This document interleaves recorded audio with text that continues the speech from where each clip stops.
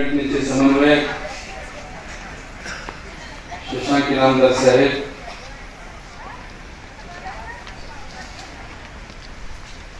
युवा उद्योजक जयदेव जाटकोटे, महाराष्ट्र राज्याचे गुणवंत कामगार आमचे स्नेही स्वानंदजी राजपाठक, युवा नेते दिनेशजी पाटील, जाकीरजी लुणानी, हनुमंतराव जाधव, संजयजी साळुंखे, नितीनजी कांबळे, विलासराव मोगरे, शंकरराव गावडे, सतीशराव येरंडे काका, रामचंद्रजी देवकर साहेब, साहेबराव सुधरीत, मानवजी काकडे, अंकुशराव सुतार, या ठिकाणी जमलेले सर्व पत्रकार बांधव, राज्याच्या कानाकोपऱ्यातून आलेले कामगार प्रतिनिधी बंधू आणि भगिनी, आजचा तुमचा सर्वांचा जोश आणि उत्साह पाहून खूप आनंद वाटला. काल दुपारी पत्रकार परिषद झाल्यानंतर अचानक निर्णय झाला की तातडीनं 10 तारखेला जर आपल्याला प्राणांतिक उपोषणाला बसायचं आहे तर काही ठराविक आपल्या कामगारांना, जे आपल्या परिवारातले आहेत, प्रतिनिधी आहेत, आपल्या बंधू आणि भगिनींना एकदा मेळाव्याच्या निमित्तानं एकत्र बोलवावं आणि त्यांच्याशी चर्चा करून आपण काय निर्णय घेतो आहोत हा निर्णय त्यांच्या समोर जाहीर करावा, असं काही आमच्या सरकारने सुचवलं. आणि काल निरोप दिले दुपारी, आणि आज आपण शेकडोच्या संख्येने उपस्थित राहिला, त्याबद्दल मी तुमच्या सर्वांचं मनपूर्वक आभार मानतो.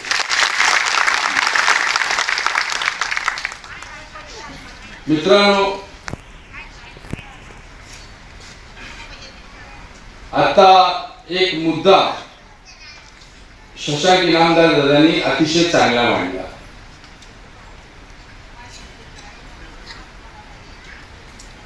राज्यात नव्हे तर देशामध्ये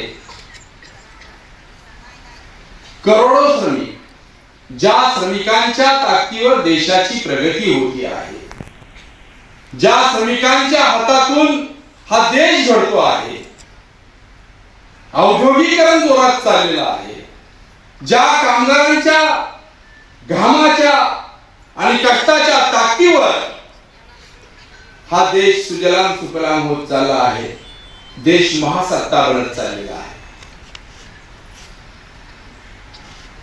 कारखान्यांमधून, उद्योगांमधून, शासनाच्या कचेऱ्यांमधून, कार्यालयांमधून कामगार बाहेर काढला, कर्मचारी बाहेर काढला, तर या देशातल्या कारखाने, उद्योग बंद पडतील. मंत्रालयातली, शासकीय कार्यालयातले कर्मचारी बाहेर काढले तर कार्यालय बंद पडतील. बसेस चालवणारा वाहतूकदारांनी शांत बसला, बसेस बंद पडतील. ट्रेन चालवणारा कामगार ट्रेन चालवायचं थांबला तर ट्रेन बंद होती.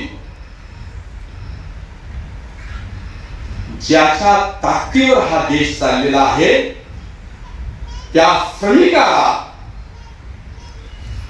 गुलाम बनवण्याचे काम चालू आहे. पण दुर्दैव असं आहे, शशांक दादांनी सांगितलं की त्याच्या बाबतीमध्ये काय घडतं आहे हेच त्याला माहिती नाही. तरुणाला देखील आज काय घडतं त्याच्या बाबतीत हे तरुणाला माहित नाहीये. तुम्ही शिकला, डॉक्टर बाबासाहेब आंबेडकरांनी तुम्हाला सांगितलं शिका, संघटित व्हा आणि संघर्ष करा. आम्ही शिकलो परंतु संघटित पहिला लाजलो आणि संघर्ष करायला तर त्यावेळी लाजलो. त्यामुळं शिकलेला हा सर्वात मोठा वर्ग हा संघटित होऊ शकला नाही. आज माझ्या भोवती काय होत आहे एवढं, परंतु सोशल मीडियाकडे लक्ष नाही. आमच्यासारखे कामगार नेते काय सांगतायत त्याच्याकडे ध्यान नाहीये. त्याला कारण असं आहे, बहुतेक मीडिया समाजाला, कामगाराला, श्रमिकाला आणि शेतकऱ्याला अंधारात ठेवते. अंधारात सकाळी उठलं, ठराविकच महाराष्ट्रामध्ये 10-12 चेहरे आहेत. सगळे भोंगे जाऊन ते बांबू घेऊन, कॅमेरे घेऊन ठराविकच नेत्याच्या दारात. आज काय वाटतंय तुला? तो मंत्रिमंडळ अजून व्हायचं राहिले. दुसरा म्हणतो हा लवकरच करतो. फक्त मंत्रिमंडळ, राजकारण, मुख्यमंत्री, उपमुख्यमंत्री, आता विधानसभा निवडणुका, आता महापालिकेच्या निवडणुका, त्याच्यानंतर जिल्हा परिषदेच्या निवडणुका, पंचायत समितीच्या निवडणुका, पुन्हा लोकसभेच्या निवडणुका, पुन्हा विधानसभेच्या निवडणुका. आणि आम्ही फक्त दारू पितो, तो एकटा कोणतरी निवडून येतो आणि त्या निवडणुकीमध्ये अरे ह्यानं तुझ्यासाठी काय केलंय का? ज्या पक्षाचं चिन्ह घेऊन तू नाचतो आहे, छातीला लावतो, त्या पक्षाला तुला विचारलंय का पक्षाने तुला कधी की तुझं काही दुखणं आहे का? सकाळपासून फक्त टीव्ही वरती बातम्या, राजकारण. ज्यांची लायकी नाही अशांच्या समोर काय काय तर सुंदर येतात, लाली बिली लावून. काय वाटले आपल्याला ते केस बीस वर करून एक मुख्यमंत्र्याला किंवा विरोधी पक्ष नेत्याला कुणाला तरी शिवी घातली की ब्रेकिंग न्यूज, हा बघा ताईने शिवी घातली, दुसरी म्हणती चपलीला मारली, ब्रेकिंग न्यूज चपलीला मारली. अरे तुम्हाला मीडिया हा देशातला नव्हे तर संपूर्ण जगाच्या लोकशाहीतला चौथा स्तंभ म्हटलं गेले. जरा तुमचे कॅमेरे, जो श्रमिक माझा रात्रंदिवस कष्ट करतोय त्याच्या प्रश्नाकडे फिरवा. तुम्हाला माहित आहे मुलं ग्रॅज्युएट होत आहेत, इंजिनियर होत आहेत, डिग्र्या घेत आहेत, डॉक्टर होत आहेत, आई वडील कर्ज काढतायत आणि नोकऱ्या आहेत म्हणून 50 लाख 60 लाख कुठेतरी माझा मुलगा परमनंट होईल, जॉब लागेल. दुर्दैव असं आहे, आपल्या माहितीसाठी सांगतो, डॉक्टर मुलं 15,000च्या वेतनामध्ये म्हणजे 60 लाख खर्च होतो डॉक्टर व्हायला आणि 15,000च्या पगारामध्ये कॉन्ट्रॅक्ट मध्ये काम करतायत. आता एक चाकणची मुलं आली होती माझ्याकडे. मला म्हणजे भाऊ 10 वर्ष काम करतोय फॅक्टरीत, मी डिप्लोमा झालोय, इंजिनियर आहे. पहिल्यांदा मला ट्रेनिंग म्हणून ठेवलं, 1 वर्ष ट्रेनिंग म्हणून काम केल्यानंतर मला पुन्हा कॉन्ट्रॅक्ट मध्ये टाकण्यात आलं. कॉन्ट्रॅक्ट मध्ये 3 वर्ष काम केल्यानंतर पुन्हा मी खूप छान काम करतोय, माझ्याशिवाय आता मशिनरी काम प्रोडक्शन निघू शकत नाही, म्हणून मला सांगितलं की पुन्हा तुला 1 वर्ष ट्रेनिंग मध्ये टाकू, मग परमनंट करू. परत 1 वर्ष ट्रेनिंग मध्ये टाकलं आणि पुन्हा आता कॉन्ट्रॅक्ट मध्ये टाकलंय. माझं आयुष्य घडणार कसं? आज आमच्या 150 कामगारांमध्ये 13 कोटीचा टर्नओव्हर आहे मालकाचा आणि आम्हाला मात्र दुर्दैवानं 12 आणि 13,000 रुपयामध्ये नोकरीमध्ये एवढ्याशा वेतनामध्ये आयुष्य काढावं लागतंय. मला मीडियाला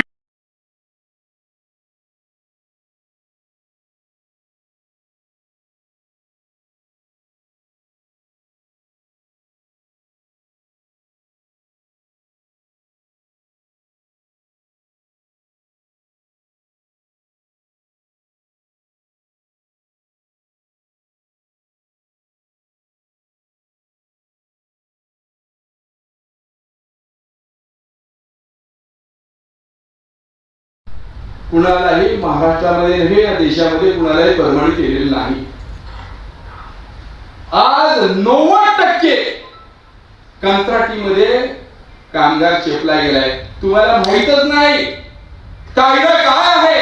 आता माझी एक आई आता बोलली, तुम्हाला माहितीसाठी सांगतो, तिचा आवाज आहे ना तो यशवंतराव भोसलेचा आवाज आहे. लक्षात घ्या, ती आमच्या संघटनेची सगळ्यात सिनियर सभासद आहे. 1997 साली ती सभासद.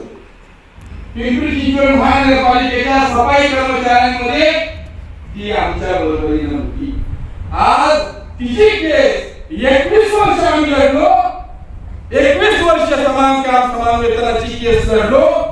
39 कोटी रुपये या लोकांना मिळवून दिले. ती भागधारक आहे. आता पुढचा लढा सुद्धा आम्ही जिंकतोय. कोर्टातच घुसलो होतो. कोर्ट म्हणला हो एवढी गर्दी केली, 400 लोक घुसवले एकदम तुम्ही आतमध्ये. म्हणलं साहेब 20 वर्ष हे माझ्या ऑफिस मध्ये रोज असतात. मी एक दिवस 14 वर्ष झाली तुमच्याकडे न्याय मागतोय आम्ही. 14 वर्ष कोर्टामध्ये केस चालू आहे आणि 14 वर्ष आम्ही आणि आमचे वकील तुमच्या रागात येतो आहे. तारीख पे तारीख, तारीख पे तारीख, तारीख पे तारीख. न्याय मंदिर वाटतं माणसाला नाही, मला न्याय मिळणार. न्याय मंदिरामध्ये येईल मला न्याय मिळेल. पण प्रत्येक वेळेला देव म्हणतो पुढच्या आषाढीला, पुढच्या आषाढीला. आशा काही थांबत नाही, आषाढी थांबत नाही. वर्ष जातात कोर्टाच्या चक्रा मारत मारत मारत मारत 21 वर्ष लागली. लढलो, हायकोर्टात निकाल 3 वेळा लागला. पिंपरी चिंचवड महापालिका आयुक्त ऐकायला तयार नाही. सुप्रीम कोर्टामध्ये गेलो, त्यांनी नेली केस. तिथेही 13 वर्ष लढलो. शेवटी कोर्टानं वैतागून सांगितलं 28 डिसेंबर 2021च्या आतमध्ये त्या लोकांना वेतन द्या, नाहीतर जे कोणी कमिशनर आहे त्याला आमच्या समोर उभं करा. तेव्हा सगळ्यांना पैसे मिळाले. दुर्दैव हे आहे, सामान्य न्याय मागण्यासाठी टाचा झिजवावा लागतात. ते राजकारणी आणि श्रीमंतांसाठी हाताळला आहे का, त्याला मात्र न्याय लगेच. ही न्याय व्यवस्था आहे. आणि एवढं भयानक स्वरूप असताना भारत माझा झोपलेला.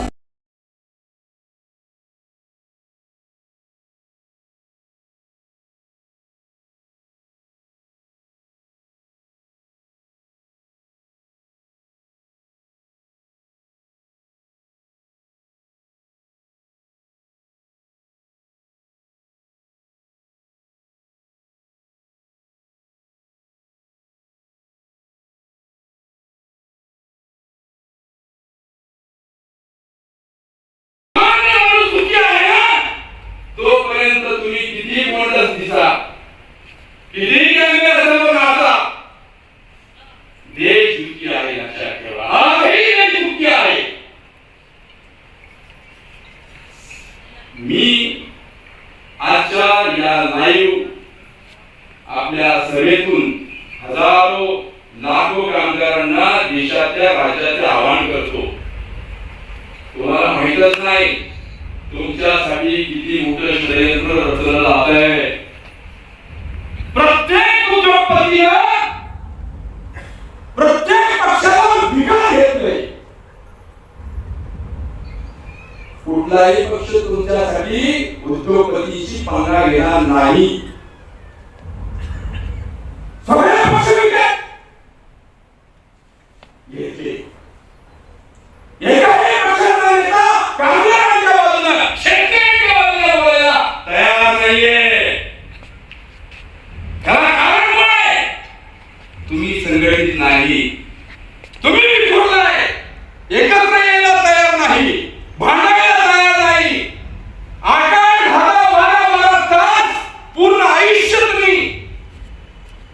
त्या कारखान्यामध्ये गुलामासारखं जगता, परंतु कधी त्या गुलामीतून बाहेर येण्यासाठी बंड करायला तयार नाही. हे दुर्दैव आहे, तुम्हाला सांगतो. आणि ते ओळखलंय, सगळ्या राजकीय पक्षांनी ओळखलंय. हे बंड करणार नाही, कारण यांना आज बंड केलं तर उद्या काय खाऊ याची भ्रांत आहे. तुमचंही चुकत नाही. नोकरी गेली तर काय करू, बंद केलं नोकरी गेली तर उद्या बायका पडायला कसं लागू, हातात तोंडाशी घास पोचेल एवढंच तुम्हाला मिळेल अशी तरतूद तुमच्यासाठी करून ठेवली आहे. उद्या सण आला तर सणासाठी तुमच्या मुलाबाळांना कपडे घ्यायचे म्हणलं तरी कर्ज काढावं लागणार आहे. खूप वाईट अवस्थेमध्ये परत एकदा देश माघारी फिरत चाललेला आहे. एकदा एक काळ इंटर, कायटक, CITU, BMS, BKS या संघटना उभ्या राहिल्या, त्यांचे नेते उभे राहिले तर राजकारणी लोक खुर्च्या बसायला द्यायची. आज काय अवस्था आहे, कामगार नेत्यांना पोलीस कमिशनर असू द्या, पोलीस खाता असू द्या, मंत्री असू द्या, पुढारी असू द्या, नवे नवे समाज पण कामगार नेते बसेल. ही अवस्था कुणी केली माहिती आहे? आपण संघटित नाही म्हणून. आज तुमच्याशी दादा बोलले, तुम्हाला माहित नाही कामगारांच्या बाबतीत काय घडत चाललंय. येणाऱ्या पिढीच्या नवीन युवकांना देखील माहित नाही त्यांच्या बाबतीमध्ये किती भयानक अंधार त्यांच्या समोर पसरला गेला हे आजही माहित नाहीये. तुम्ही ग्रॅज्युएट होणार, BCom होणार, इंजिनियर होणार, काय कायदे आले? कॉन्ट्रॅक्ट ॲबॉलिशन ऍक्ट 1971 सांगतो कायमस्वरूपी कामामध्ये परमनंट कामगार लावू नका. सर्रास सगळीकडे कायमस्वरूपी कामगार लावण्यात आलेले. सर्वत्र कायमस्वरूपी कामगारांच्या जागेवर कंत्राटी कामगार लावण्यात आलेले आहे. किती वर्ष कंत्राटीमध्ये करणार? ESI प्रॉव्हिडंट फंड नाही, रिटायर्ड झाल्यानंतर पेन्शन नाही, पूर्ण हयात एक मालक श्रीमंत करण्यासाठी त्यांनी उभे हयात घालवायची. मुलं शिकणार नाही, पगार 13-14 हजार, मुलांना इंजिनियर करू शकत नाही, डॉक्टर करू शकत नाही, जर झाली तरी ती कॉन्ट्रॅक्ट मध्ये जाणार. त्यामुळे परिस्थिती अशी झाली, तुम्ही टाचा रगडत रगडत गुलामगिरीतच 60-70 वर्षे काम करून मरणार आणि उद्या तुमच्या मुलाला शिक्षण नाही मिळालं म्हणून तो सुद्धा कॉन्ट्रॅक्ट मध्ये काम करत करत मरणार. पिढ्यान पिढ्या याच पद्धतीनं वाटोळा होणार. काय कायदा केलाय?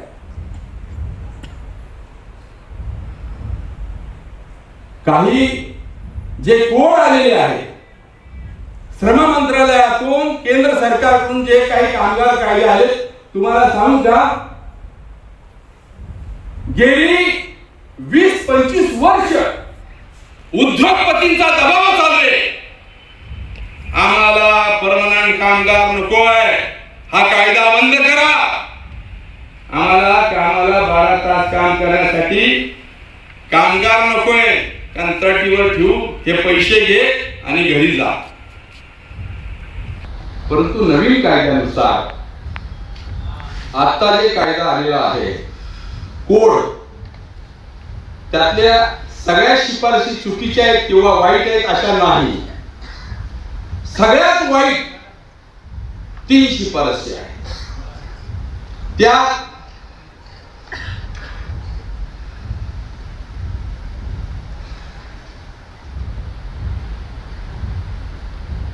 Fix term employment. Fix term employment म्हणजे तुम्हाला यापुढे कंपनी 5 वर्षापुरतं तुमच्या बरोबर कॉन्ट्रॅक्ट करणार, तुमच्या बरोबर करणार, तुम्हाला सांगणार 5 वर्ष किंवा 3 वर्ष मी तुम्हाला ठेवू शकतो का? हा 25,000 पगार, 15,000 पगार तुम्हाला यायचा असेल तर या. आता कायदे लागू केंद्राने डिक्लेअर केले, महाराष्ट्रात लागू व्हायचे, अजून नाही झाले. म्हणजे पहिला कामगार कामाला लागला, गावडे कुठे पूर्वी कामाला लागला, 240 दिवस भरले की परमनंट व्हायचा. झाले 240 दिवस, मी परमनंट झालो. कायदा होता, आता कायदा तो संपुष्टात येणार. आता काय, मालक ठरवला याला परमनंट करायचं तर परमनंट, मालकावर सोडले. आता कुठला मालक ये माझ्याकडे, मी तुला परमनंट करतो म्हणणार आहे, एवढे देश बघते तुझे. हा, विजय माल्याच्या बहुतेक अवधानी, हा, देशाची पैसे घ्यायचे करोडो रुपये, थोडे पुराव्यांना द्यायचे, थोडे पक्षाला द्यायचे, 5 वर्ष कारखाना चालवायचा, बाकीची पुंजी घ्यायची, 2-4 हिरोईन बरोबर घ्यायचं, जायचं लंडनला निघून.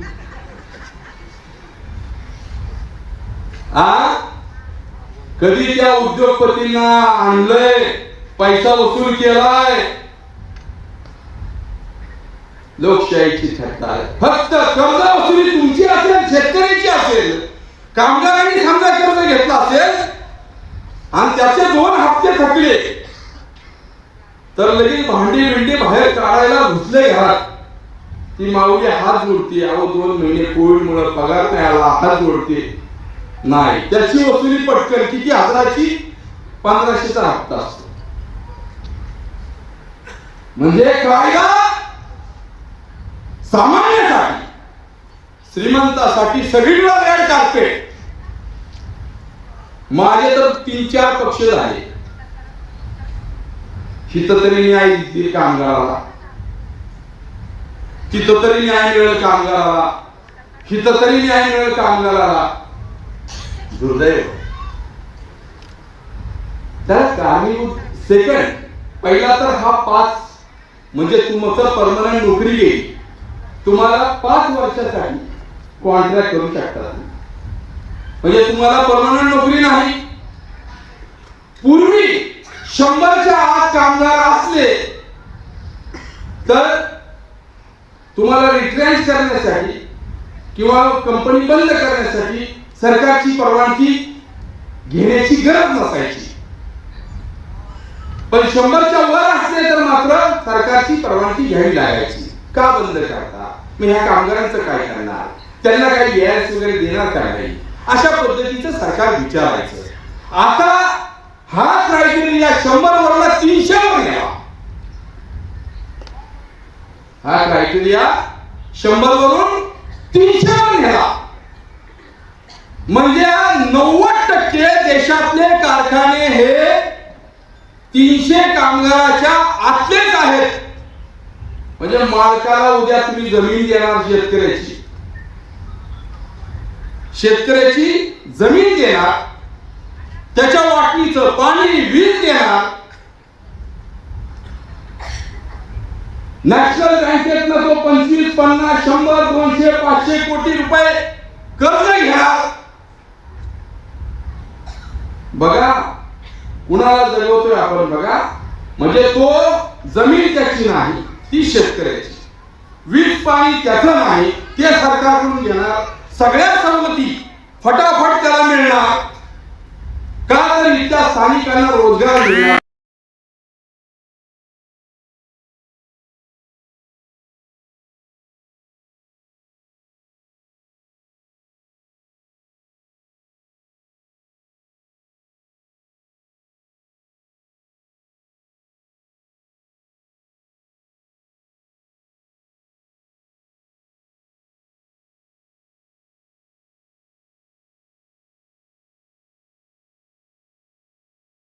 पाचशे कोटीतले 100 कोटी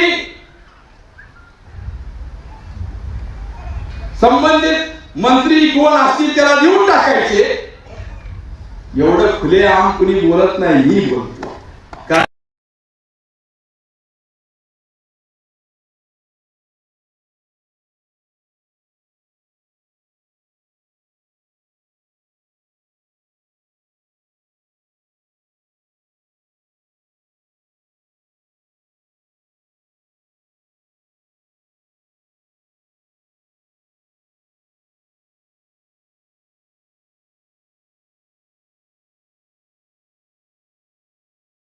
आम्ही देशातल्या या नागरिकांना गुलाम होताना बघून देणार नाही. हा जीव हवा अर्पण करू, परंतु पुन्हा गुलामी म्हणजे गोरे गुलाम करत होते, आता आमचेच आम्हाला गुलाम करायला लागले. हा अरे ते तर परके होते ना, त्यांनी आम्हाला गुलाम केला, आम्ही समजत होतो. गोरे होते, गुलाम केला, आम्हाला स्वातंत्र्य मिळालं. तुमचं काय योगदान आहे? अरे पैशाचा बाजार करून दलाली करून निवडून येणारे तुमची काय हिंमत आहे? या देशासाठी तुम्ही स्वातंत्र्यासाठी केलंय काय?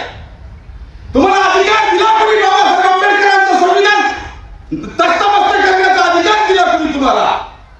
समाज विचारणार आहे उद्या. या देशाची उद्या श्रीलंका होईल हे लक्षात ठेवा. आज आम्ही सांगतोय सावध व्हा.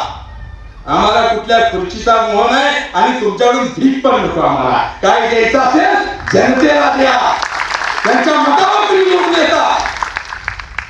कायदे करता गुलाम करण्याचे. 25 वर्ष जनता बदल मागत होती, बदल झाला. चला सकाळी मुख्यमंत्री आता तरी श्रमिकांबद्दल बोले, उपमुख्यमंत्री आता तरी श्रमिकांबद्दल बोले, माझे नेते आता तरी शेतकरी श्रमिका नाही. उठलं की दिल्ली जिया. आता असे जिया कुठं घालायचे मलाही कळत नाही. ज्या जियाचा कुठंच उपयोग नाही. काय चाललंय देशात कोण बोलणार नाही, तुम्हाला कोण विचारणार नाही.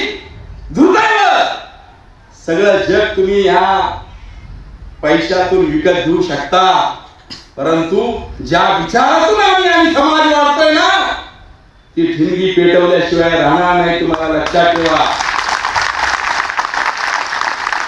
शेतकऱ्यांचे हाल, श्रमिकांचे हाल.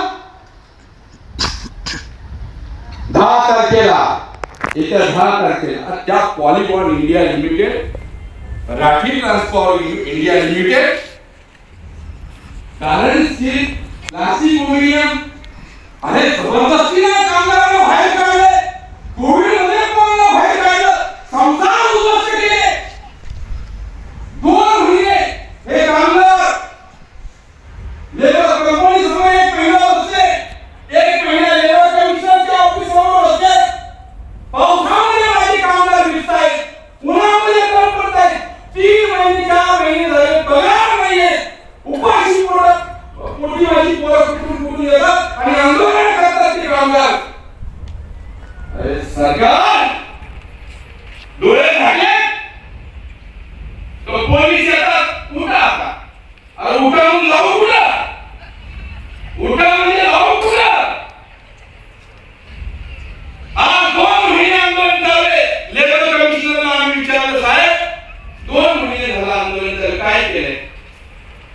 लेबर कमिशनर म्हणजे मी हजर आहे, मला काहीच अधिकार नाही. अधिकार नाही तर माझं गव्हर्नमेंटला सांगणं आहे, एकदा तरी दुकान बंद तरी करा. म्हणजे त्या गावात तरी बसणार नाही, म्हणजे डायरेक्ट मंत्र्याच्या तरी गावात बसू आम्ही. लेबर ऑफिस, त्या लेबर ऑफिसनं ऍडिशनल कमिशनर पोळ नंतर विजय साहेब पोळ साहेब यांनी पत्र दिली या कंपनीला, आले जा कामाला या. तो मालक मीटिंगला येत नाही. एका कमिशनरनं आवाज दिला की बैठकीला या. मालक म्हणतो तुमच्याकडे कुठे अधिकार नाहीत, मला बोलवण्याचे येत नाही. संपूर्ण राज्यामध्ये एकही मालक मंत्री बोलवण्याचे येत नाही. कंपनीचा मालक त्याचे पहिली जाऊन किस्सा सांगितला. त्या तुळजापूर देवस्थानचा किस्सा मी सांगितला.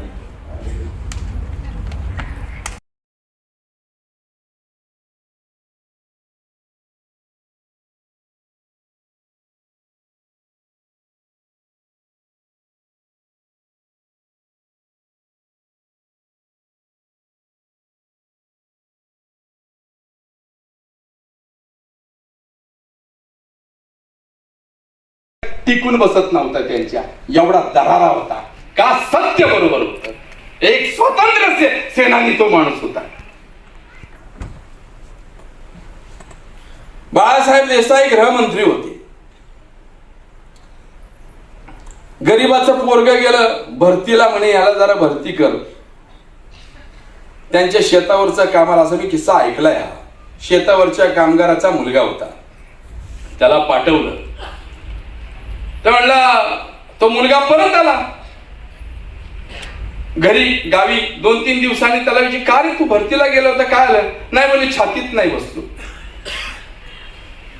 त्या ऑफिसरला गृहमंत्र्यांनी बोलवून घेतलं आणि सांगितलं,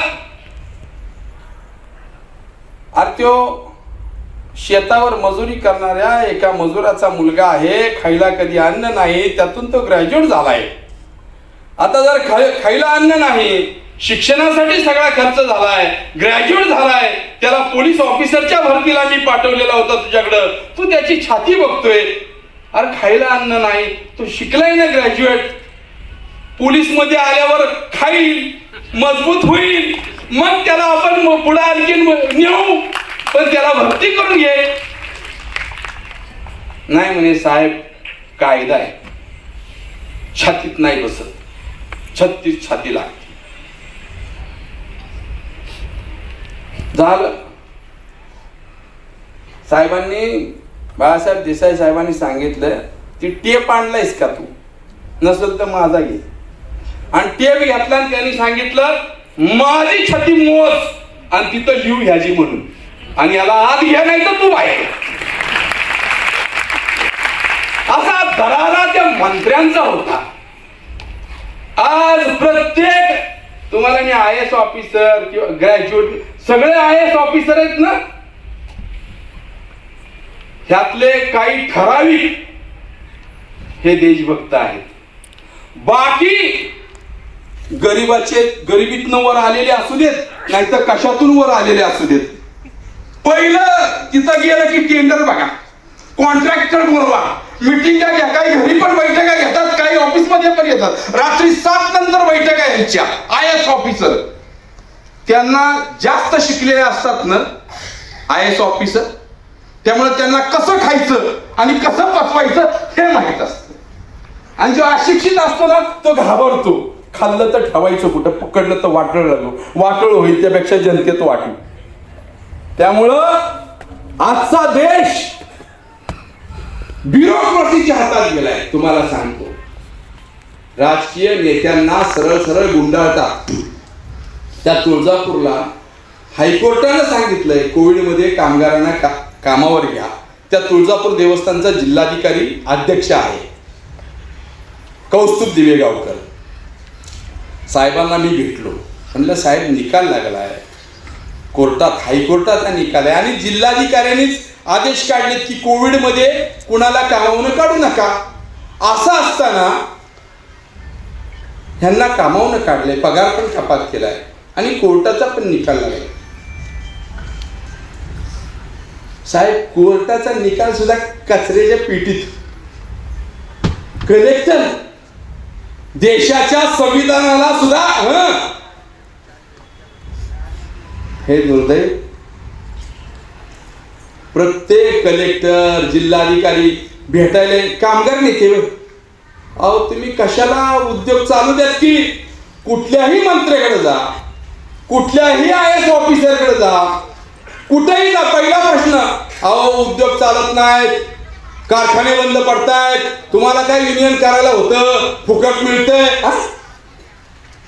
माझं तरी एक विनंती आहे, हा कायदा केलाय ना श्रम मंत्रालयानं, सॉरी आमच्या केंद्र सरकारनं, 3 वर्ष कॉन्ट्रॅक्टवर ठेवायचं. माझी विनंती आहे सरकारला, सगळ्या प्रेसला मी सांगतो, आज मी मागणी करतो, निवडून यायचं तर आम्ही 5 वर्ष निवडून येतो. आमदार, खासदार, नगरसेवक सगळे 5 वर्षासाठी येतो. म्हणजे आम्हाला जनता पदे परत 5 वर्षासाठी परीक्षेला जावं लागतं. माझी विनंती आज सगळे IAS officer, class 1 officer, class 2 officer, class 3 officer यांना कस्टडी नियम फक्त 3च वर्ष. सगळा देश सुधरून जाईल बघा. कामगाराला नका हो तुम्ही त्रास देऊ. ते मर म्हणतंय ज्याला प्रामाणिक आहे ना,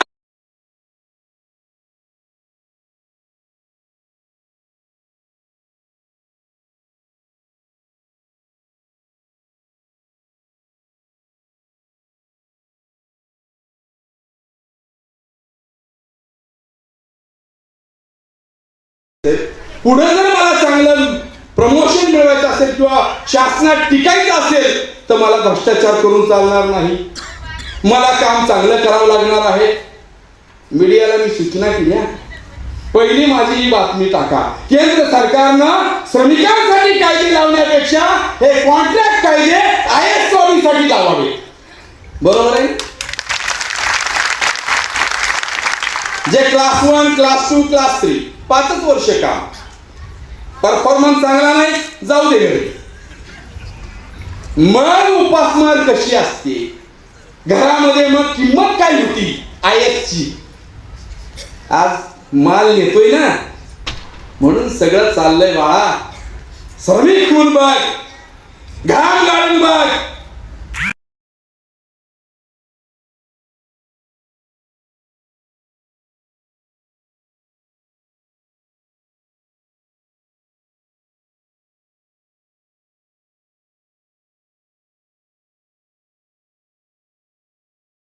सर्वप्रथम वरच्या माणसाच्या वरच्या थरासाठी करावे आणि नंतर ते खाली खाली खाली बघू ना. मग मी आज तुम्हाला सांगतो,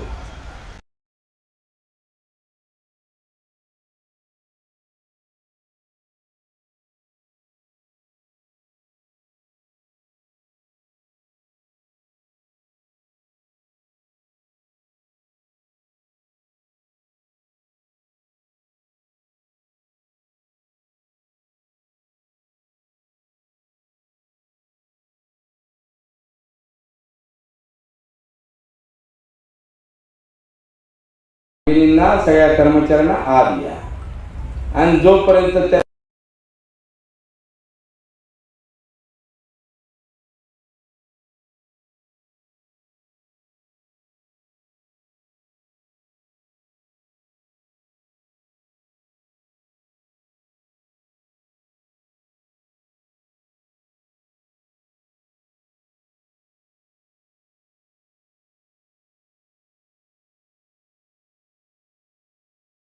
कामगारांचा प्रश्न त्या ठिकाणी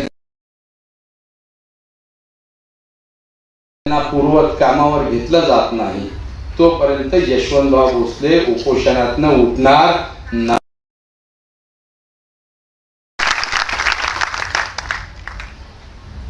एखादी आहुती जाऊ दे, त्याच्या तरी नंतर स्फुल्लिंग पेटतील तरुणांमधली. आज येणारी फळी आमच्या देशाचे पंतप्रधान नरेंद्रभाई मोदी यांनी सांगितलं, माझ्या देशाची सगळ्यात मोठी ताकद काय असेल तर माझ्या देशातला नौजवान ही ताकद आहे. ज्यावेळेस तुम्ही सांगितलं त्यावेळेस आम्हाला तुमच्याबद्दल अभिमान वाटला, आजही अभिमान आहे. फक्त एकच मागणी आहे, हे जे कायदे आणलेत ना त्याच्यात सुधारणा करा, कंत्राटी पद्धत पूर्ण बंद करा. ही जी शक्ती आहे ना त्या शक्तीला देखील त्याच्या घामाचा जो बाबासाहेब आंबेडकरांनी संविधान दिलेलं आहे त्या संविधानानुसार जो अधिकार आहे, हक्क आहे, त्याप्रमाणे त्याला 240 दिवसानंतर परमनंट होऊ द्या. मस्ती करत असेल तर काढण्याचे अधिकार आहे, कामावरून त्याला सस्पेंड करण्याचे आहेत, डिसमिस करण्याचे आहेत, काढून टाका. परंतु धाळ मस्ती करतायत म्हणून 100 लोकांचं तुम्ही जर कायदे बदलत असाल तर मालकांचं तुम्ही ऐकू नका, असं सरकारला सांगायचं आहे. केंद्र सरकारला मला विनंती करायची आहे, राज्य सरकारला मला विनंती करायची आहे की उद्या जर माझ्या कामगाराच्या हातामध्ये पगारच नाही मिळाला, खूप मोठा विषय मी मानतोय, खूप मोठा विषय मी मानतोय. 90% हा श्रमिक आहे शेतकरी आहे, यालाच परमनंट नोकरी नसेल आणि ह्याच्या हातात पगाराची पावती नसेल, 5 वर्ष नोकरी, कुठलीही बँक त्याला कर्ज देणार नाही, कोणतीही बँक त्याला कर्ज देणार नाही. मग तो स्वतःची गाडी घेऊ शकणार नाही, छोटी ती मोटरसायकल घेऊ शकणार नाही, मिक्सर घेऊ शकणार नाही, फ्रीज घेऊ शकणार नाही, टेबल फॅन घेऊ शकणार नाही, एसी तर लांबच राहिला तो आजही घेऊ शकत नाही. घर एखादं 1 रूम किचनचं जर त्याची नोकरी परमनंट पर्यंत असेल, 58 वर्षापर्यंत असेल, तर त्याला बँक कर्ज देईल, त्याच्या ह्या सुविधा त्याच्या गरजा भागवेल, त्याचं जीवन स्थिर होईल, त्याच्या मुलाबाळांना एज्युकेशन घ्यायला कर्ज मिळेल. पण तुमच्या या नवीन कायद्यामुळं जर या लोकांना पेमेंटची पावती मिळणार नाही, 3 वर्षाची 5 वर्षाचीच नोकरी असेल तर यांना कर्ज मिळणार नाही. याही पेक्षा भयान अवस्था भारत देशाची होईल. कारण हा जो आर्थिक स्रोत 90% घाम गाळणाऱ्या लोकांच्या पैशात जो पगार येतो, वेतन येतं, पैसा येतो, त्यातून हे वस्तू खरेदी करतात. त्यामुळं छोटे मोठे कारखाने चालतात, त्यांचं प्रोडक्शन निघतं, बिल्डर लोकांची त्या ठिकाणी इमारती घरं खपली जातात, फ्लॅट खपले जातात, छोटे मोठे उद्योजक जगतात. पण 90% हातामध्ये पैसाच आला नाही, पगाराची स्लिपच मिळाली नाही, तर या देशाची आर्थिक इकॉनॉमिकल कंडिशन पूर्ण विस्कळीत होईल. लिहून घ्या, 80% देशातले उद्योग 6 ते 7 वर्षाच्या आतमध्ये बंद पडतील. कारण पैसाच मार्केटमध्ये फिरला नाही, दुकानं बंद होतील, मॉल बंद होतील. हे आज लिहून घ्या.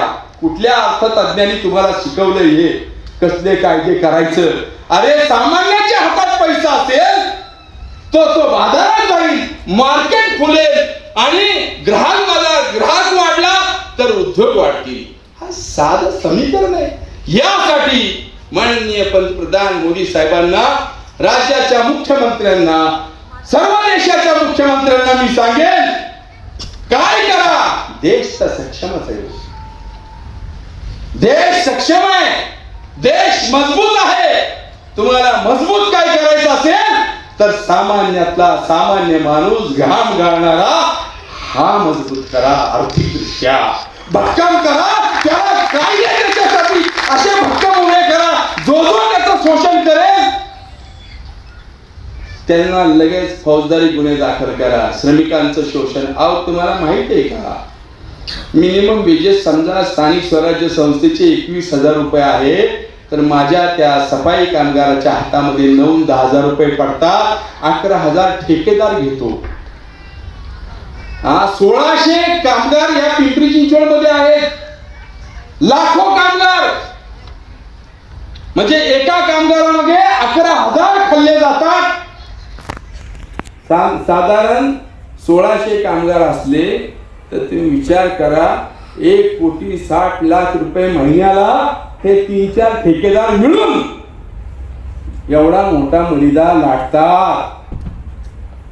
आणि आयुक्तांना, कंपनी मालकांना सांगायला आम्ही गेलो तर ते म्हणतात आम्ही ठेका दिला, आमचा काही संबंध नाही.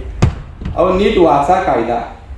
कायद्यात सांगितलंय कॉन्ट्रॅक्टरला जर पैसे दिले नाहीत मिनिमम वेजेस तर प्रिन्सिपल एम्प्लॉयर जबाबदार आहे. तुम्हाला माहितीसाठी सांगतो, पिंपरी चिंचवड महापालिका हेच ओरड सुटली होती. मला कळत नाही, IAS अधिकारी असतील किंवा त्यांच्या खाली काम करणारे हे जे कामगार कायद्यातले वगैरे काय असतील ना, त्यांना पहिलं त्या यशदामध्ये ट्रेनिंग द्या. कामगारांचे अधिकार काय, कायदे काय आहेत, त्या यशदामध्ये ट्रेनिंग देऊन त्यांना पहिलं तिथं बुडवून आणा कामगार कायद्यातनं, मग हजर करा तिथं. कायदे माहित नाही किंवा माहित असले तरी ते बघायचं नाही तिकडं. अशा संपूर्ण राज्यामध्ये परिस्थिती आहे. हे असंच चाललं तर भविष्यामध्ये श्रीमंत हा श्रीमंत होत जाणार आहे आणि देशातला 90% माणूस हा गरिबीच्या खाईमध्ये लुटला जाणार आहे. महागाई, आज महागाई, एक नवरा बायको 2 मुलांना जगायचं सर्वसामान्य परिवार तर कमीत कमी 25,000 रुपये पुण्यासारख्या ठिकाणी लागतात. सामान्यातला सामान्य माणूस जगायचा. 4,000 तर घराचं भाडं जात, 3,000 रुपये किराणा गेला,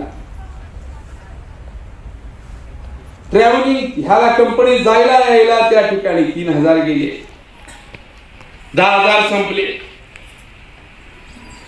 इलेक्ट्रिसिटी बिल, पाणीचं बिल, फळावर अमुक तमुक याला 5,000 रुपये खर्च गेला, 15,000 तिथे गेले. पाहुणा रावळा आला, दिवसात अमुक आलं तमुक आलं, बायकोचा आजार असेल, पोरांची सर्दी असेल, अमुक असेल तर त्याला 5,000 रुपये गेले, असले 20,000. सण सुद्धा आहे, पाहुणे रावळे, नातेवाईक, अमुक तमुक महिन्यातनं हिंदू संस्कृतीतला आपलं देश दर महिन्याला कोण नाही कोण येतं, त्याच्यासाठी इज्जत वाचवायला 5-1 हजाराचा खर्च बायकोला डाळ लागली बाजूला. पण एक 25,000 रुपये त्याला मिळाले तर तो मिनिमम जीवन जगू शकतो. साला तुम्हाला करोडोने द्यायला पाहिजे. परवा दिवशी सापडली बघा, मोजता थकले, 60-70 कोटी. अहो काय खातायचं काय, बातम्या रोग लागला, त्या उठता येत नाही, व्हीलचेअर बरोबर नेला. मगाशी बघत होतो ह्याच्यात, हा बातम्या रोग लागलाय. साला हितच करायचं, हितच फेडायचं, येणार वरती नाहीये, लक्षात घ्या. आज तुम अंदर हो जनाब, जिसने आज अंदर डाला है ना वो डर के रहो, क्योंकि तुम्हारे भी नीचे काला है, कल आप भी अंदर होगे. ये नियति का इंसाफ रहेगा. सावध. आम्ही तर सोडाव नंगे फकीर आहे, अंदर क्या बाहेर क्या. हा काय जात नाही आमचं. काळ्या पाण्याची शिक्षा भोगणारे आम्हीच आहोत, फसावर लटकणारे आम्हीच आहोत. बाबासाहेबांच्या चरणाशी बसून संविधान लिहिताना वाचणारे आणि बघणारे कौतुकाने आम्हीच आहोत. छत्रपतींच्या तलवारीमध्ये देखील आम्हीच आहोत. संभाजी राजांचे तळपते विचार आम्हीच आहोत. विनायक दामोदर सावरकर, भगतसिंग, राजगुरू सुखदेव हे काय मंत्री झाले, अण्णाभाऊ साठे मंत्री झाले. अरे या समाजाने तर बाबासाहेबांना पण पाळलंय निवडणुकीत. अरे खरं सांगू का तुम्हाला, तुमच्या चुका आहेत. मला समाजाला सांगायचंय, निवडणूक, अरे लोकशाही, तुम्हाला स्वातंत्र्य मिळावं, तुम्हाला मतदानाचा अधिकार मिळावा म्हणून भगतसिंग, राजगुरू सुखदेव, छत्रपती शिवरायांपासून अनेक देशभक्त फासावर लटकले. बाळ गंगाधर टिळकांनी मंडाचे तुरुंगवास भोगला, अनेकांनी तुरुंगवास भोगला, उभी हयात गांधीजींनी गोळ्या, सगळ्यांनी भोगलं. का तर तुम्हाला मतदानाचा अधिकार मिळावा, लोकशाही मिळावी, म्हणून की तुम्ही तुमचा लोकप्रतिनिधी देशावर प्रेम करणारा निवडा, म्हणून तुम्हाला अधिकार दिला. मी 3 आमदारकी आणि 5 कॉर्पोरेशन लढलो. एकदा चुकून माकून निवडून आलो, 9 वेळा पडलं. का? मी म्हणायचो नाही, मी दारू पाजणार नाही माझ्या तरुणांना, मी मटण खायला घालणार नाही माझ्या तरुणांना, मी माझ्या तरुणांना लाचार करणार नाही, स्वाभिमानाने जगायला शिकवीन. 4-5 दिवस ऐकस तोपर्यंत तरुण बरोबर काय मिळत नाही की 10व्या दिवशी भाऊचा टेंट रिकामा, तरुण दुसऱ्या टेंट मध्ये मिळतंय. दुर्दैव हे, मी ज्यावेळेस बोलायला गेलो, भाऊ तुम्हालाच मत देणार. अरे 4 वाजले, तू मतदानाला का नाही गेली? नाही म्हणे, येत आहे अजून काय काय. देशाच्या लोकशाहीचे झेंडवडे कुणी उडवले असतील तर तुम्ही उडवले, लक्षात घ्या. पुढाऱ्यांचं मटण खाऊ नका, दारू पिऊ नका. अरे त्या सोसायट्यांमध्ये मी मतं मागायला गेलो. चालत फुले नगरच्या झोपडपट्टीमध्ये माझ्या स्वस्तातली हातभट्टी किंवा लिंबूची काय ती दुसरी काय संत्री बिंत्री काय ती म्हणते ताडी माडी काही ते सगळं तिथं स्वस्तात चालायचं. तिकडं काही उंची सोसायटीमध्ये गेलो तर म्हणले नाही तर ब्रँडच लागतो इंग्लिश. मत एकच. आता तुम्ही सांगा सोसायटीच्या मताला मला एका मताला 10,000 खर्च करायचा आहे, झोपडपट्टीतल्या मताला मला 5,000 खर्च करायचा आहे. कारण नुसतं पाजून नाही चालत, मटण खायला नाही, परत आणखीन मत देताना परत चिरीमिरी द्यावी लागती, त्याशिवाय निवडून येत नाही. हे देशाचं स्वातंत्र्य, त्याची थट्टा. अरे जर बाबासाहेबांवर तुम्ही खरं प्रेम करताय ना, बाबासाहेब आंबेडकर आपल्या आणि अण्णाभाऊ साठे, आपण विनायक दामोदर सावरकर, आपण सगळ्यांची अशी मोठी मोठी नावं घेतो, फोटो लावतो, छत्रपती शिवाजी महाराज की जय. चायला त्या वर्गण्यावरनं लिहिला, दारू पिऊन बँजो वाचवतो आपण. काय करायचं असेल तर तरुणांनी यांचे विचार नेत्यांचे घ्यावे. तुम्ही त्यांची जयंत्या अशा साजऱ्या करू नका, आत्मेत तडफडत असतील. उगाच या देशाला मी स्वातंत्र्य मिळवून दिलं, उगाच या देशाला स्वातंत्र्य मिळवून देण्यासाठी मी माझ्या प्रपंचाची लाही लाही करून टाकली, बायका पोराकडे पाहिलं नाही, फसावर लटकलो, संसार उघडा करून टाकला. आणि आज देश स्वातंत्र्य झाल्यानंतर मी देशाकडे बघतो आहे. सकाळी उठलं, ह्याला पकडला, त्याला पकडला, त्याला पकडला, आता ह्याच्यावर डाव, त्याच्यावर डाव, तेव्हा नाही आला तर त्याच्यावर डाव, हा आला तर त्याच्यावर डाव, नाही आला तर त्याच्यावर डाव. अरे चाललंय काय? कधीतरी समाज उठणार आहे का नाही, भेटणार आहे का नाही? नका मागू मतासाठी पैसे, नका पिऊ दारू यांची. जा बिचारा, माझ्या मुलाला नोकरी का नाही दिलीस तू? आज महापालिकेमध्ये पूर्वी परमनंट नोकऱ्या होत्या, चालेल. पुढारी तरी काय करणार? निवडणुकीला कॉर्पोरेशनच्या 3 कोटी खर्च,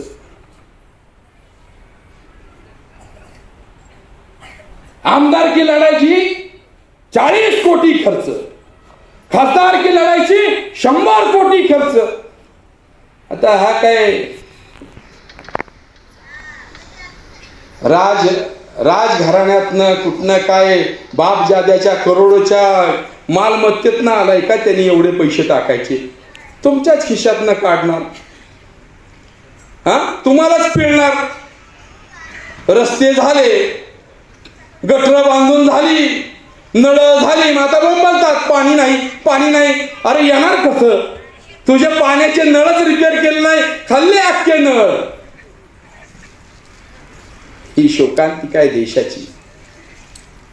त्यामुळे मी समाजाला सांगेन, तुम्हाला सांगेन, मी उपोषणाला फक्त सरकारच्या विरोधात नाही बसणार आहे यावेळेस. जोपर्यंत समाज हे म्हणत नाही की आम्ही निवडणुकीत नाही दारू मागणार, भाऊ नाही पैसे मागणार, प्रामाणिकपणे आम्ही मतदान करू, जो चांगला आहे तो, नसेल तर त्या पक्षाला सांगू गुंड नको देऊ, प्रामाणिक एखादा नेता दे, आम्ही मान्य करू. खूप काय बोलायचं, खूप तळमळ आतमध्ये होते. गेली 25-30 वर्षे हे बोलतोय. तुम्हाला सांगू, तुमचा नेता पुढाऱ्यांच्या दारात जाऊन उभा राहतो. तुमचा नेता न्याय देवतेच्या समोर जाऊन दिवस दिवस असा उभा राहतो. माझ्या लोकांना न्याय द्याल का? बघितलं ना तुम्ही, 25 वर्ष तुम्हाला न्याय मिळावा म्हणून मी दिवसभर स्वतःचे पैसे वकील साहेबांच्याकडे जायचं. साहेब देताय का न्याय? आता त्यांच्या वेळेनुसार ते आम्हाला आत घेणार, नाही तर बाहेरच उभे. तेच मंत्री, आमदार, आमचे नेते सगळे हेच. थांब जरा बघू, कामगार नेता म्हणल्या फार 3rd डिग्री, जणू काही मी दरोडेखोर, गुंड, गुन्हेगार. आणि मी विचार करतोय ठेकेदार मात्र आमच्या नेत्याच्या बाजूला बसलेत, आमदार म्हणून ही देशाची शोकांतिका. कंत्राटदार, गुंड, भाई, हे संविधान मध्ये आमदार, खासदार आणि ज्यांनी आयुष्यभर समाजासाठी घेतलं तो बाहेर, त्यामुळे ही अवस्था आहे, लक्षात ठेवा. नाईलाज आहे. आजच्या या लाईव्ह मधनं मी सांगतोय सगळ्यांनाच, आपल्यालाही सांगतोय, 10 तारखेला मी बसणार आहे. नाही बसून दिला तरी माझा मी काय करणार आहे, बसणार आहे.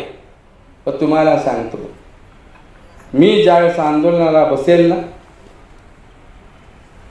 तेव्हा जास्त संख्येनं तुमचा मुलगा, तुमचा भाऊ गेली 25-30 वर्ष तुमच्या पाठीशी उभा राहिलेला आहे. आपल्या पोरं बाळा आज बाहेर आहेत, नोकऱ्या गेलेल्या आहेत. आपल्या परिवाराला घ्या, सगळ्यांना घ्या. 10 तारखेला 10:10 मी त्या ठिकाणी प्राणांतिक उपोषणाला बसणार आहे. अन्न त्याग. सरकार जोपर्यंत ऐकणार नाही तोपर्यंत त्याग.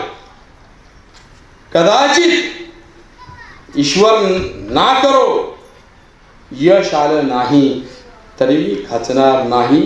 यश मिळेपर्यंत लढत राहणार आहे. लक्षात घ्या. आता तुम्हाला वाचवायला पुन्हा एकदा छत्रपती शिवाजी महाराज येणार नाहीत. आता तुम्हाला वाचवायला विनायक दामोदर सावरकर येणार नाहीत. छत्रपती संभाजीराजे येणार नाहीत. डॉक्टर बाबासाहेब आंबेडकर आता येणार नाहीत. अण्णाभाऊ साठे आता येणार नाहीत. तुम्ही पोरके आहात, लक्षात ठेवा.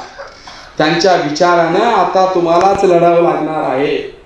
की लढाई अहिंसेच्या मार्गाने आपण लढू, गांधीजींनी दिलेल्या तत्वाच्या मार्गाने आपण लढू, पण शेवटपर्यंत लढू. तुम्ही बरोबर राहाल ना सगळे? हा म्हणणारे उद्या माझ्या बरोबर पाहिजे. 10 तारखेला उठायचं नाही. जेवायला मिळेल तुम्हाला, मी उपाशी राहील. हे बघा इकडे कॅमेरा, उपोषणाला बसणाऱ्यांचे हात वर पाहिजेत मला.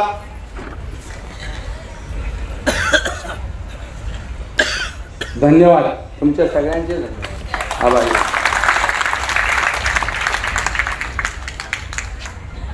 देशाच्या संविधानाच्या संरक्षणासाठी सुरू होणारा हा मोठा लढा असणार आहे, लक्षात ठेवा. मला खात्री आहे, निवांत जा. पॉलिमॉनचे माझे कामगार, माझे बंधू, राखी, प्लास्टिक, अल्युमिनियम, तरणी, तुम्ही खूप थकलात, 2 महिने लढलात. आता तुमचा लढा मी माझ्या खांद्यावर घेतलाय. आमच्या पिंपरी चिंचवड महापालिकेच्या भगिनींना मला सांगायचंय, 10 तारखेला कोर्टात नाही जायचं, लेबर ऑफिसला यायचं. 10 तारखेला कोर्टात नाही जायचं, लेबर ऑफिसला यायचं आणि आपला लढा तिथून सुरू करायचा आहे. जे होईल मला खात्री आहे. माझा देशाच्या संविधानावर माझा विश्वास या देशाचे पंतप्रधान नरेंद्रभाई मोदी यांच्यावर आहे. माझा विश्वास अमितजी शहासाहेब यांच्यावर आहे. माझा विश्वास लढवय्ये नेते, झुंजा विरोधी पक्षनेते एकेकाळचे, आजचे उपमुख्यमंत्री, मागील मुख्यमंत्री देवेंद्रजी फडणवीस साहेब, तुमच्यावर पण आमचा विश्वास आहे. आता ज्यांनी प्रकृतीच्या विरोधात बंड करून मुख्यमंत्री झाले त्या एकनाथ शिंदेवर देखील आमचा विश्वास आहे. उपमुख्यमंत्री, मागील उपमुख्यमंत्री आणि आत्ताचे विरोधी पक्षनेते अजितदादा पवार साहेब, आपल्यावर पण आम्हाला विश्वास आहे. शिवसेनेचे माजी मुख्यमंत्री, सेना प्रमुख उद्धव ठाकरे साहेब, आपल्यावर आम्हाला विश्वास आहे. आपण आम्हाला न्याय द्याल, आमचे प्राण जाण्याच्या अगोदर कामगारांचे प्रश्न सोडवाल.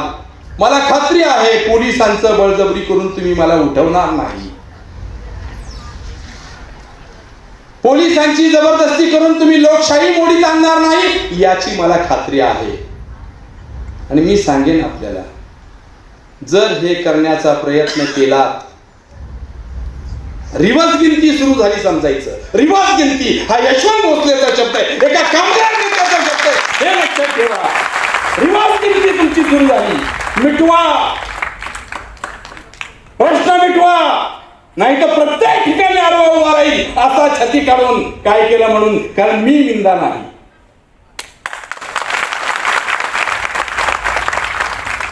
तुमच्याकडे येणारे नाही आमदार करा, मंत्री करा, काय फक्त मागे एक मरेपर्यंत या देशातला सामान्यातला सामान्य माणूस त्याला जगवण्याची जबाबदारी तुम्ही घेतली आहे. म्हणून संविधानामध्ये तुम्ही आमदार आहात, खासदार आहात, मंत्री आहात. ती जबाबदारी व्यवस्थित पार पाडा.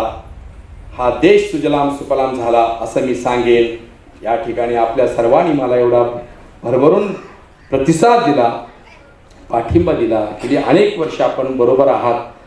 मी महाराष्ट्रातल्या तमाम कामगारांना सांगेन, आवाहन करेन, माझं भागलंय असं समजू नका. जर यशवंतभाऊ भोसलेचं आंदोलन संपलं तर समजायचं नवीन कायदे आले की तुमची VRS लागली नाही तर CRS लागली, तुम्हाला घरी घालवण्यात येणार आणि पुन्हा कॉन्ट्रॅक्ट मध्ये तुम्ही आयुष्यभर सडत राहणार. आज तुम्ही म्हणत असाल मी काय महेंद्रला आहे, मी काय टेल्कोत आहे, मी काय बजाज मध्ये आहे, मी मस्त आहे. मस्त विस्त काही नाहीये, खड्डा खोदलाय. आज सावध करतो आणि तुमच्या नेत्यांना सांगा, भाऊ उपोषणाला बसलाय, जा. संघटनेच्या सगळ्या नेत्यांना आवाहन करतो, कृपा करून सामान्य माणूस कामगार जर तुमच्यावर विश्वास ठेवतोय, त्याला जीवन ठेवायचं असेल तर या आंदोलनात सहभागी व्हा. आई जगदंबेला प्रार्थना करतो, यश दे. माझ्या सर्व बंधू आणि भगिनींच्या आणि येणाऱ्या तरुणांच्या भवितव्यासाठी, त्यांच्या भविष्यासाठी यश दे एवढीच प्रार्थना करतो. आपल्या सर्व देशवासियांच्या समोर, तरुणांसमोर नतमस्तक होतो आणि त्यांना कळकळीची विनंती करतो, उठा, जागे व्हा, कारण संकट घोंगावत आहे, गुलामगिरी घोंगावती आहे. सावध व्हा. धन्यवाद.